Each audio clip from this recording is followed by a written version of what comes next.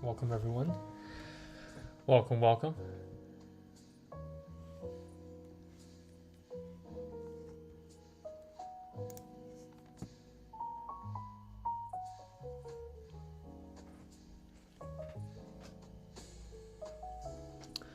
Okay, so I just want to do a very quick live here. So today, there's nothing much that we need to be looking at. The market is pulling back. As you guys can clearly see here, we're still following the very concise and clear parameters set up by these two descending trendline levels. And I've already discussed, this was previously discussed, that I'm expecting a price path that looks like something like this. And so far we've been rapidly following it for September. And if you guys also remember as well, for September, I've also mentioned that we're most likely going to top out around here on the descending resistance trend line. So hopefully we come back down to retest this descending support trend line as well. And once we do, we make a nice little pivot, creating an intermittent bounce. And so if we do have the nice intermittent bounce, then I expect us to bounce all the way back up to give us this nice, gap fill here, since we made a nice gap down, but we didn't even attempt to try to even, at least fill in this gap before we moved lower today. So it looks like we're quickly on our way back down to 430. So that is the next support area or level. But specifically, I would say 429.50 is the specific level to be looking at. Now, the only problem with this price path that I've drawn here is that if the pullback continues to accelerate with velocity and a lot of volume, there is a chance that we can come back down to around 420. And if you guys see on the title here, okay, there is that chance the SPY goes down to 420. Why? Well, first of all, we have this gap up from early June that we never filled in.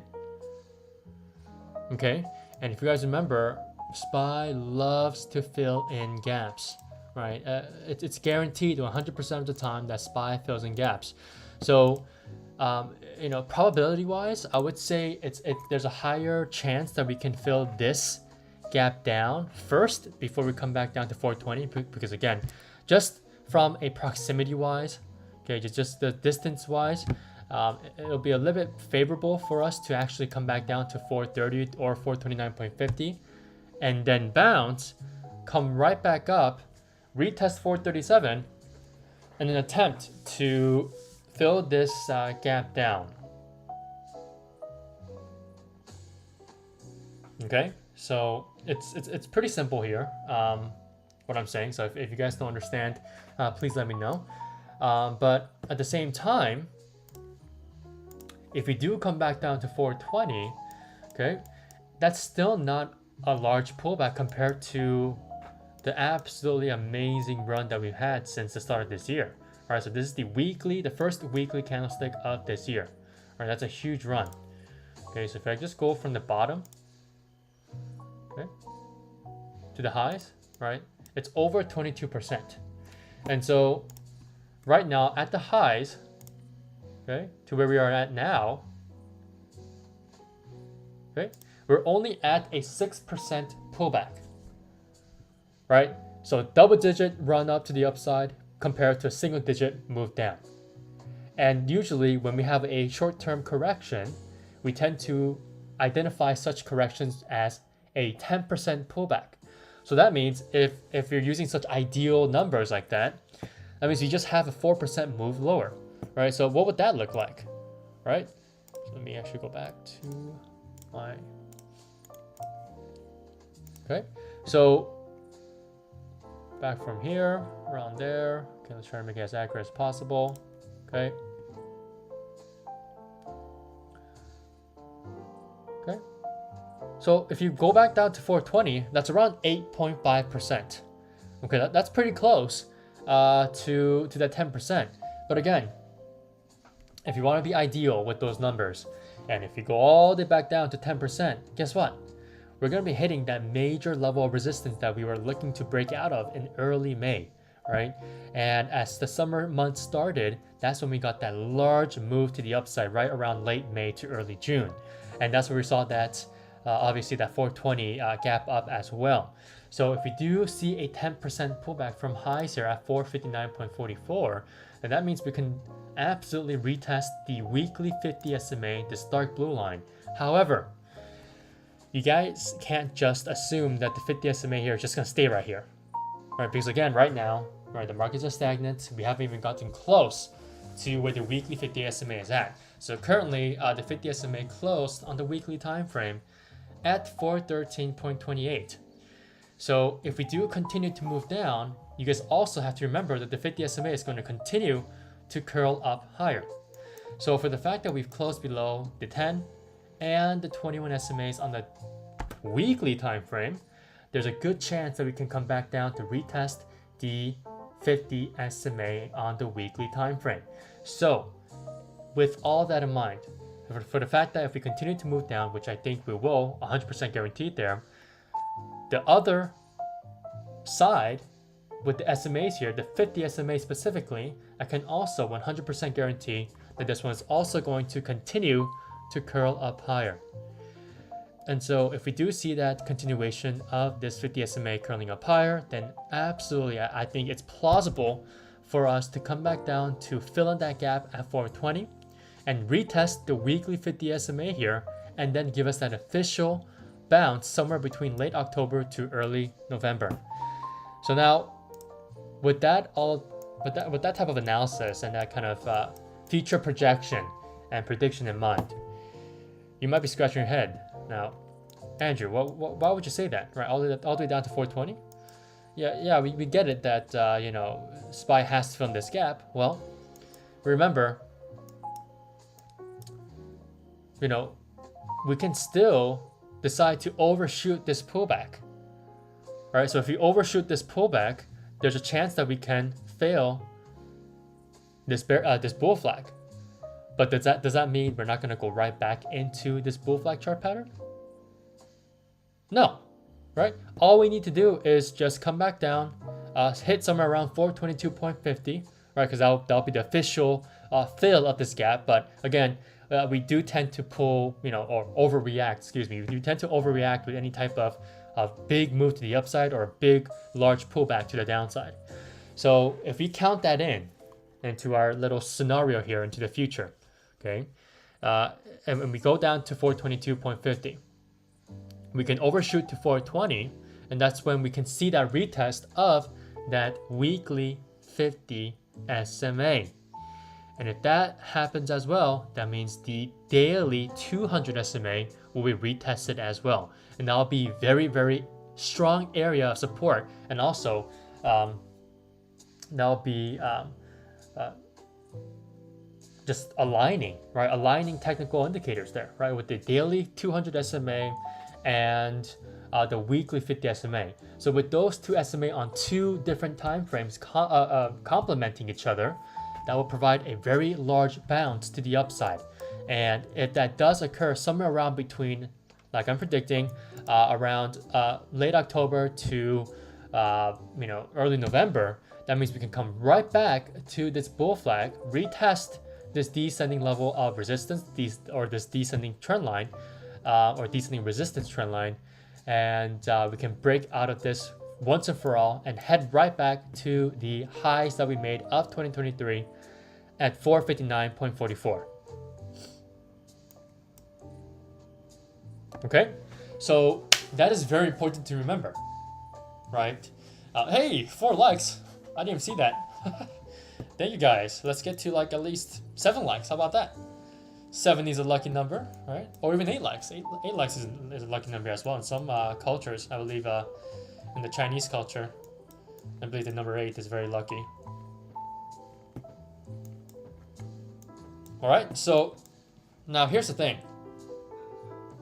Since the volume has increased as well on SPY, which means increased selling, okay, there is a very good chance that we can see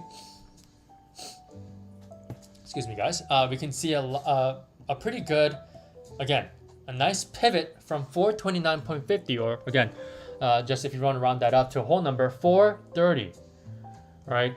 And if we do see that intermittent bounce, again, I think that there's a bigger probability that we can see a gap fill first for this gap down that we just ignored today, right? And so if we do see that happening, then we can absolutely reject that 437, or, right, if we do reject that 437, that means we won't even be filling the gap, and that's fine, because remember, if we do see a bounce at that daily 200 SMA, somewhere around 420, and on top of that, the weekly 50 SMA, we can see a larger bounce so that we can move right back to the upside and fill in the rest of the half of that gap down that we didn't get to fill when we rejected at 437 and continued to move to the downside. Okay, so volatility has increased as well. You guys have to remember that. So if volatility has increased, that means we're going to see very large ranges every single trading day, right? And you guys are going to start seeing a lot more wider price ranged weekly candlesticks as well, right? I mean, even just this week, large candlestick, right? I mean, just look at this. Look at the size of it, the sheer size. So we're going to be seeing these large candlesticks once again, except to the downside, because we are seeing those type of candlesticks when we're moving to the upside, right? So that is kind of a full breakdown on what you guys should be expecting for SPY and the overall markets in the next few weeks into October. But again, I am going to be a bit more bullish based on what I'm obviously looking at in the markets, and also based on seasonality trends. As we transition from quarter 3 to quarter 4, we should be able to see a larger run into the end of the year, right? So quarter 4 is one of the better parts of a pre-election year. So again, just remember every single thing that I just told you guys in this live. All right, it's very important that you guys understand why I'm saying this, right? And all these different scenarios that I just gave you, well, basically two, because again, the market is a dichotomy, right? Everything is in twos. So, hey, what's up, guys? I see a lot more people coming in now. Seems like a lot more people are joining in the late night. That's interesting. Maybe I have to change the time again. Maybe 8 o'clock in the Pacific Standard Time is the best time for people to join the live. Hey, 5 likes. Awesome. Let's get to 10. Let's get to 10 tonight, guys. So, guys, if you guys think that this information that I just gave you guys in the last 13 minutes or so, make sure you guys give me a thumbs up down below. It really helps with the YouTube algorithm. Okay? So for the people who are just joining in, you guys know the drill. Make sure you guys go back to the recording, which will be automatically posted by default on my channel. And you guys have to listen to at least the first 15 minutes. Okay, or not 15 minutes, the first 30 minutes or 10 minutes if you guys want. All right, because it's very important what I just told you guys right now with SPY. And if you guys have any questions with what I just said, please let me know in the chat below. Okay, so hey, I guess I can see those hearts. Thank you guys, thank you. Thank you guys. So again, just as a brief summary, since you guys have just joined in as well, for the people who just came in, take a look on the weekly time frame for SPY, okay? And remember that in early June, all right, we have this gap filled to around specifically 422.50, okay? But again, everyone's gonna have their eyes on that number 420, that whole number, psychological level 420, also a pretty funny number. So everyone will have their eyes on 420. Now, if we rapidly, with a lot of volatility and increased volume, if we fall back down towards that 420, so that means yes, we're going to break the parameter set up by this current bull flag that we're currently in, and obviously we're going to break that. So if we do break below that descending support trend line on the broader bull flag, we will come back down to around 422.50, completely filling in that gap up that we didn't fill in early June. And while that is happening, we're going to see the weekly 50 SMA rising up higher. right? Because if the price is coming back down, that means this weekly 50 SMA is going to continue to trudge up higher and curl up higher as it has been doing now, right? And so at some point, I'm going to predict that the weekly 50 SMA is going to be somewhere around 420 to 422.50.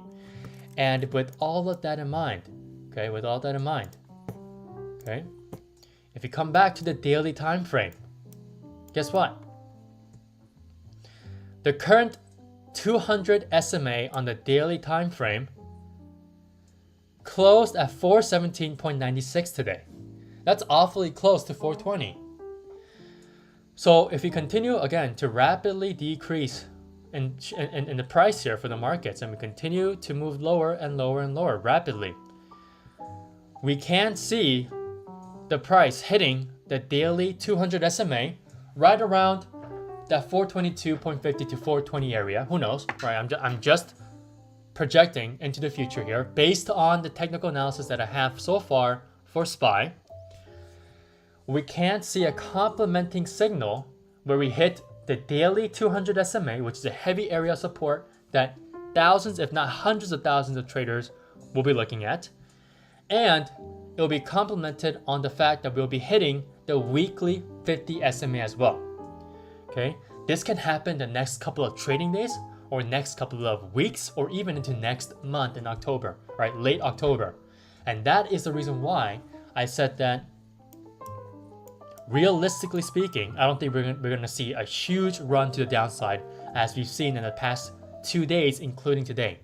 So today, we have obviously seen that official move lower after FOMC. Plus, we had this gap down that we just completely ignored today. So it will make a lot more logical sense for the market to overshoot to retest 430 to 429.50 first, pivot off from this level, okay? And if you guys remember where this level came from, 429.50, well, this 429.50 level came from this small micro bull flag back in early June where we saw that gap up. So it'll make sense for buyers, the bulls, to try to defend 429.50 first before they give up and allowing the sellers to come all the way back down to fill this gap up, okay? And so it'll make a lot more realistic sense for us to bounce around the 429.50 to 430 level or area and come back up to retest 437, all right? And once we hit 437, we're going to be around halfway, okay, around there. Well, if and only if we reject 437 at this level and use it as a new level of resistance, we'll get about 50% of this gap down as the gap fill. Hey, what's up, guys? What's up? Okay, so that means that we can come back down and then we can see a complete break below this descending support trend line. And that's just from me being a bit biased to the downside. Okay, I'm a bit biased to the downside and a bit bearish as well. Okay, so if that does occur, okay, yes, we do know that that's going to break this bull flag chart pattern, and also, excuse me, it will break the cup and handle chart pattern that I've been pointing out for all of you guys on the weekly time frame. Okay, so we have the rounding bottom or rounding base, or if you guys want to say rounding bottoming base. And then we have the handle here. Okay, so with all that in mind, right, I'm gonna go with the more realistic probability that we can see a retest of 429.50. That's kind of gonna be like our quote unquote overshoot of this current downtrend, right? So again, we fell down pretty quickly the last 2 days, including today. So come tomorrow, we might see a nice pivot at 429.50 and an immediate red to green change in the candlestick and also in the gain as well. So tomorrow, if we end up having a green Friday, there's a good chance we can see a nice retest of 429.50, providing us with a nice little laurel wick. Okay, now since I've gone over that, let's take a look at futures, and voila, right? Futures is green. We've opened up below the close of today, and we are now rising up higher. However, we are reaching this very significant supply area on the S&P 500 mini futures. So tonight we can still see a rejection at this 4380 level. Okay, so around here. Right? And if you do reject, again, that's too bad. But SPY will be able to come back down to retest 429.50 tomorrow and have an immediate intermittent bounce, and then everything that I just said a couple minutes ago will follow through. Okay, and if we do hit 437, which I really hope it does, we'll get that 50% fill in, roughly 50% of this gap down, reject that 437, and then be on our way back to the downside.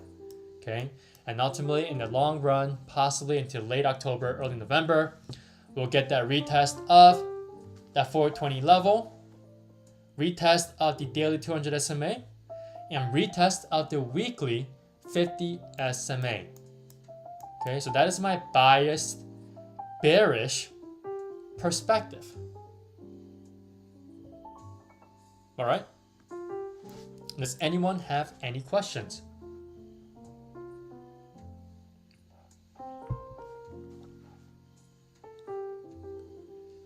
Well, let's that there are a lot of hearts.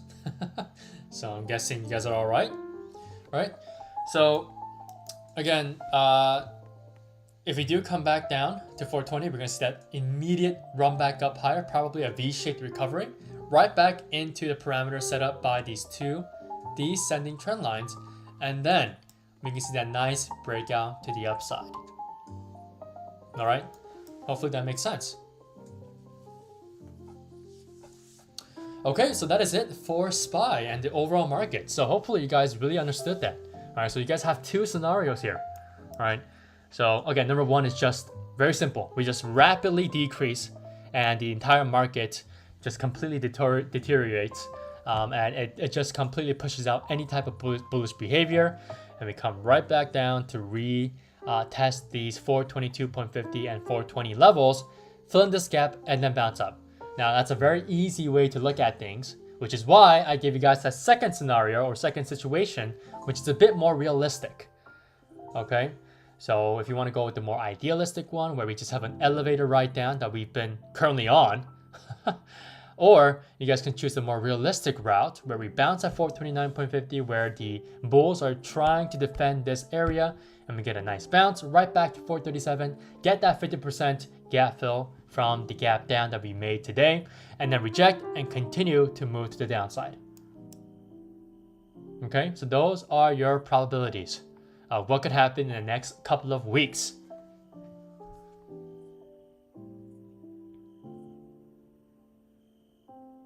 All right, so before I leave you guys here, I want you guys to pay attention to X. Okay, so the private members and I are currently in this one. We actually added right before close.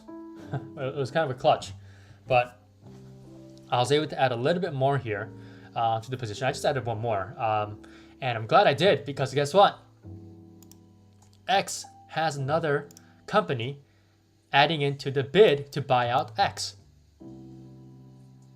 Okay, so Canada's Stelco Holdings is set to weigh a bid for US Steel. That's good. This name is getting the market chatter. It's getting the attention of other larger or maybe just companies that are interested in buying this company out. Because right now, since when the news first came out, it was with Cleveland Cliffs, right? CLF, right? Cleveland Cliffs, and they've been having trouble with the current, buyout agreement. Okay, and they're refusing, to sign the standstill agreement with U.S. Steel. Right, so they're currently kind of at war with each other right now. So Obviously the acquisition process here is not going to be smooth, but if we get more people and more companies to bid in and toss their bet in to buy this company out, that's bullish for this name, right? This name is looking to get even more. It's increasing its chances and probabilities of getting bought out.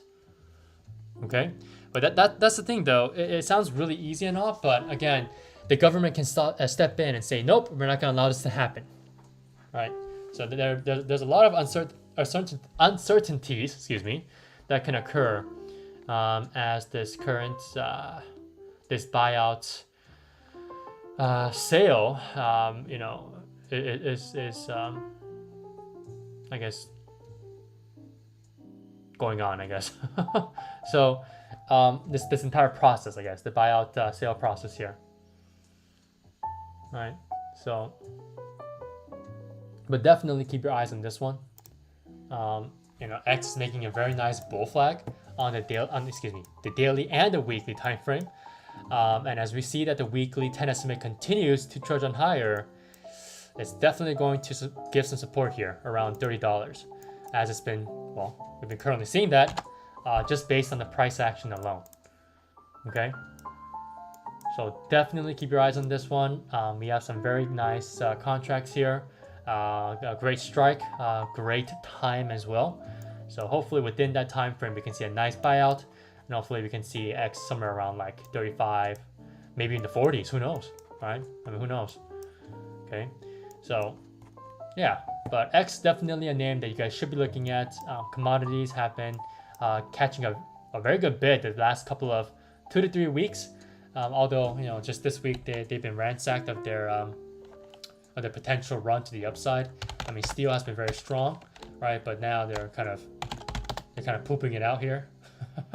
So, there's nothing that we can do with these commodity names right now. But again, just remember, right? Remember that these commodity names have been seeing a pretty interesting bid, as most calls have been coming into around the late November and even just December contracts as well. But I've seen some early mid-October Octobers as well. So again, if recession fears are coming around again and there's a lot of market chatter about it, then these names will definitely have to be on the radar, especially gold, right? Gold and silver. Okay, so silver made a very nice comeback today as well, which I'm still in. So there you have it. All right, so recessionary talks are back in, and we see the market absolutely getting fooled again with fear. We will get that rapid move to the downside, retest and just completely fill in that gap that we completely forgot and ignored around 422.50 to 420, and then we're off to the races. Okay, and what I mean by off to the races is that we're gonna go back up higher and higher and higher, and ultimately reach that 2023 high somewhere around I would say around December. Right? Because again, we're all just betting on the end of the year rally here, based on this pullback. So yeah, I mean that's pretty much it. Hopefully you guys don't have any questions, because I haven't seen any yet. But yeah, so SPY again, guys. This pullback has been roughly around 6%. And 6 likes. Thank you guys. I try to get to at least 8 more likes. I mean, until 8 likes. That math wouldn't work out. 8 more likes. Let's see if we can get to that golden lucky number, 8 likes. So again, percentage wise from the top here, okay, we're roughly down over 6%.